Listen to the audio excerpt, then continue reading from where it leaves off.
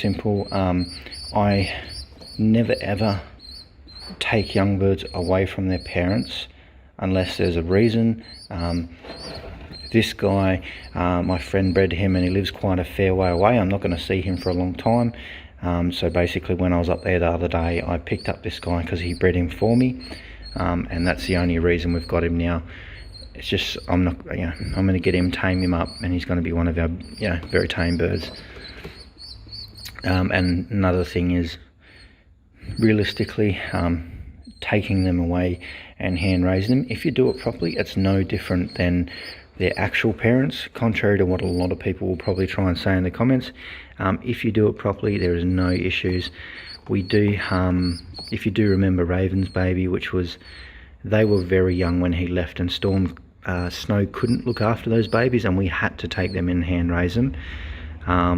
Basically, the grizzle cockbird from there, he is raced 80% of a full season, and he's been a clockbird a couple of times in those races, and those races have been out to 600 or 700 kilometers, so he's doing very well for a hand raised bird, and he's definitely beating a lot of other birds that are not hand raised. He's actually beating a heap of them, to be honest. He's doing quite well. He hasn't won a race yet, but he's placed a few times quite well. He's been a clockbird, so I wouldn't be put off by the fact that you're going to disadvantage the bird by hand raising them.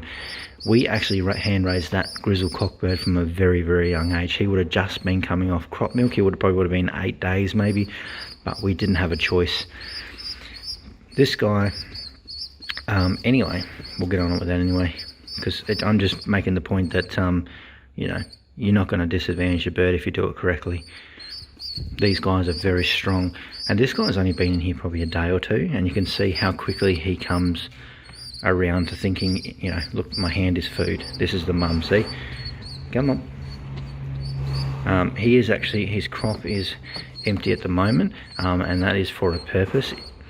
You want to start off, if you can get the crop empty and then you feed them, they're going to be like this. A little switch will flick and they'll instantly come around like this, and then after that you just bulk feed them as much as possible, and I'll show you how to do that now. The worst thing, you want to make sure the crop is always full, just because if you haven't and you're not, I will go into that a bit more in the future, but in this video, but if you're not feeding enough, their actual toes will go retarded and they'll curl. That is because they're not getting enough food.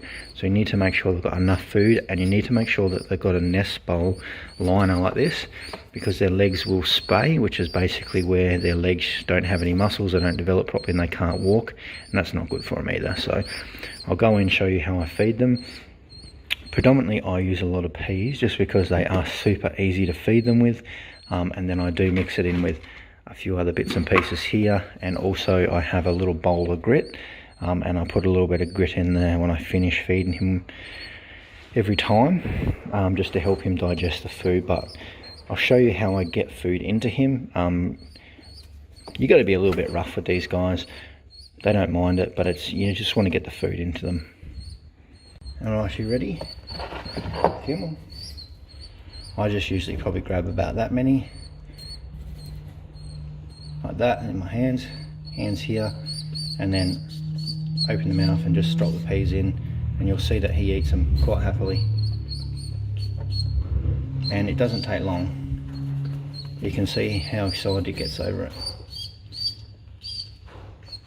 This is my preferred side. I'll see if I can turn it around a bit more. Come on.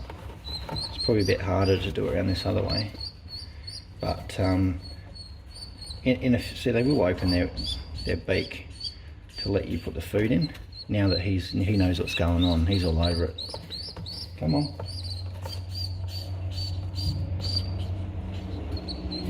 Oh, you just get him a bit excited, so you're a bit excited. And this is a noise he's making because he wants to be fed. He's hungry. He knows that I'm going to feed him. Go, go, go.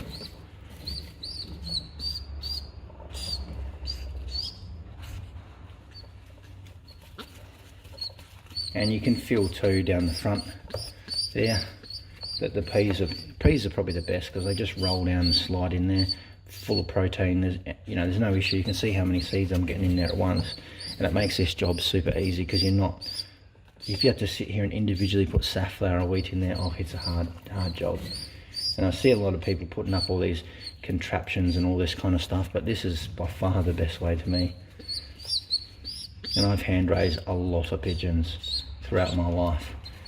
A lot of my baby pigeons I first got under the train bridge as a kid. I used to hand raise them up, and I tell you what, they get real friendly. But we'll drop back in a minute once I've filled his crop right up. Alright, so you can see, where are we? We've got quite a lot of peas in here. These are dry peas. So what you need to remember is that you got to allow for expansion in the seeds when you add water.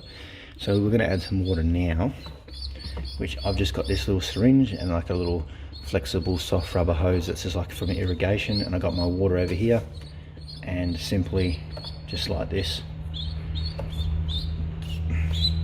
Actually, what sometimes you can do, you can actually sometimes teach these guys to drink water.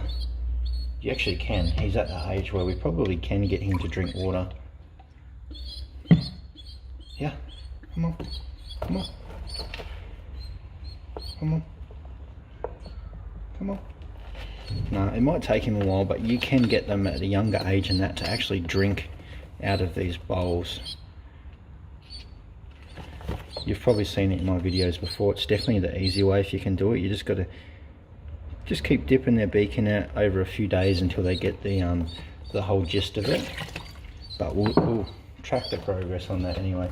But until they actually do that, I usually just get this syringe and then gently just put it in their throat, bang, like that. I'll probably give him maybe 3 of these every time I feed him.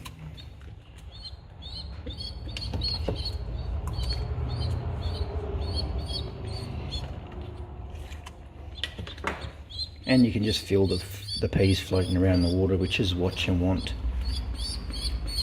And then you'll basically just come out in the next hour or two and you'll just check, because the peas will expand. So basically what the parents do at this age, they just eat the seeds and come and feed the chicks straight away and give them water at the same time. So we're just replicating what the parents do. A lot of people think at this age the parents will have the food in their crop for a while to soften it, but at this age they don't. If the parents had to do that, these chicks wouldn't be able to get the amount of food that they need to grow. So basically parents just go out, get the seeds, come back and feed the young birds. So that's all we're doing, getting the seeds in there, getting the water in there, letting them get soft. And you can just keep doing that. You can come back in a couple of hours, give him more water, that'll expand out more. And you can also give him more seeds. Just keep topping it up until it gets reasonably big out here. You just don't want to overdo it, but you'll get the hang of it pretty quick. It's pretty straightforward. Main thing is just always make sure there's seeds in the crop and it's not hard. You don't want it to be rock hard, because that can kill the chick. You just want to make sure it's nice and soft and the seeds that are in there sort of move around quite easily, because then they'll just pass through and you'll poop them out, which is no problem. Let's go out and have a look at the other birds anyway. He's doing real good. You can see how quickly he's accepting us. So I'm actually just going to leave this video here. Don't want to go on too much. I'll just leave this strictly as like a basic hand raising one. These guys, they learn really quickly. You can put them in a little cage like this. You just give it a bit of a clean. Peas, water, and then a little bit of grit. And then obviously you can mix in a bit of corn and safflower and all those things if you really want to. Which is good. It's pretty straightforward. They, super easy to look after. No problems at all. So I hope you enjoyed the video. Drop some comments down below. We will follow this progress of this guy anyway. I'll keep updating him in all the videos. We've got to give him a name, see how he goes.